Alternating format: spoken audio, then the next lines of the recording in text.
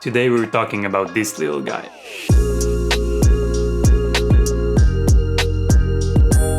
What is up guys, welcome back to the channel, and if you're new here, my name is Yuval and I make videos about filmmaking, cinematography, lighting, color grading, really anything filmmaking related. I'm sharing my knowledge and my own experience along my journey as a filmmaker, and hopefully that can help some of you guys. So a while back I picked up this tiny vintage lens for 10 bucks on eBay, and after using it for a few times I want to share my experience using it and kind of show you guys what I like and what I don't like about it. This lens is the Industar 52. It's a Soviet 50mm lens with an aperture of f3.5. It was manufactured around the 60s by KMZ and was designed to be used with 35mm rangefinders and SLR film cameras. This lens features an M42 mount, which can easily be adapted to other systems, most commonly EF. If you're planning on getting this lens, make sure you get the Industar 52 and not the older Industar 50, which has an M39 mount. Now, for me, the reason why I love shooting with vintage lenses is simply that it gets me excited to shoot. Using such an old piece of glass with all of the history behind it and just the unique and different look that these lenses can give you, it just makes it a lot of fun. And with the Industar costing so little, it was really a no-brainer for me to pick one up and kind of see how it performs.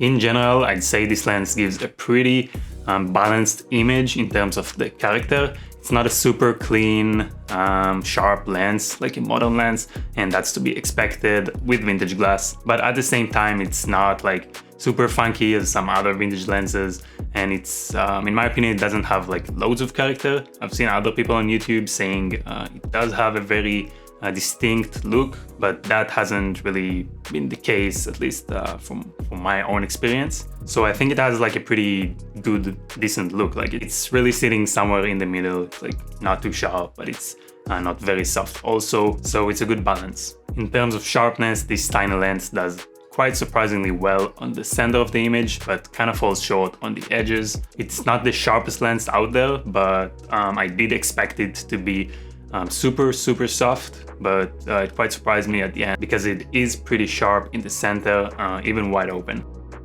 So now for the biggest downside, in my opinion, to this lens is the flaring. There's no coating on the front element of the lens, which is what I'm guessing is causing all of that crazy flares. Basically, wherever you point this at the sun, or like even just a little bit of sun gets into the front of the glass, you get a very strong flare, and basically the whole image is just washed out. All the contrast is gone, and also the flare itself doesn't look really good, in my own opinion. Sometimes I do like lenses that flare a lot if they have a nice and beautiful flare. I actually do like it. But in case of the Industar, it's just a pretty ugly one, in my opinion. It looks kind of cheap, and there's also no option to put a hood on this lens because of like just how tiny it is. And let's be honest, you're not going to use this lens with a matte box. So flaring is definitely like a big downside for me on this lens. In terms of the bokeh, this lens is an f3.5, so don't expect any crazy like depth of field, like any crazy background. It's not like the Helios that has that swirly bokeh. This lens has like pretty normal out of focus area, I would say, which isn't bad, but it's just not something like unique about this lens. Also, an aperture of f3.5 means this lens is not the best for low light, probably, although I've been using it with a speed booster, which takes in more light, so it's been a little bit easier for me. But still, if you want to shoot low light, there's definitely better options out there. So in terms of the actual shooting experience with this lens, I have to say I really like it. It's very fun. The lens is like so small and light. It's really fun to just like take it out for when you just want to shoot something, you know, just for yourself, just for fun. And you don't really feel like going with like one of your heavy zoom lenses. Like I have the Sigma 18-35, which is like decently heavy, and also the look is just, you know, everyone uses that lens, and like I already know the kind of look I'm going to get. And the Industar just gives me something a little bit different. Like not only because how the final image looks, but you know, just the whole experience.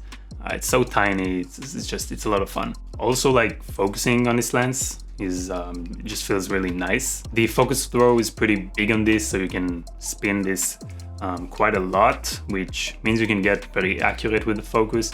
And it also runs like very smoothly, at least my copy of this lens, so focusing is really nice. But a pretty annoying thing is the aperture control, which is located just at the front here of the lens. It doesn't have any hard stops, and it's just so easy to move around that I always like accidentally change the aperture when I try to like focus, or just like change some setting on the camera or whatever.